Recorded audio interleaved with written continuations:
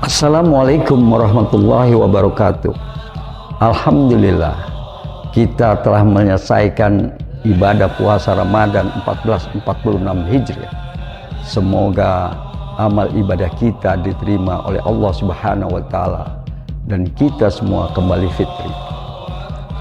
Mari kita jadikan momen Idul Fitri ini sebagai ajang untuk mempererat tali silaturahmi, saling memaafkan, dan meningkatkan kepedulian terhadap sesama. Semoga kita semua selalu dalam lindungan Allah Subhanahu wa Ta'ala.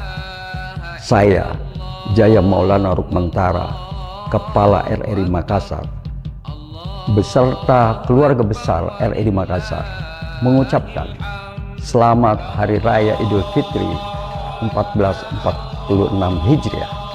Taqabbalallahu minna wa minkum. Taqabbal ya karim.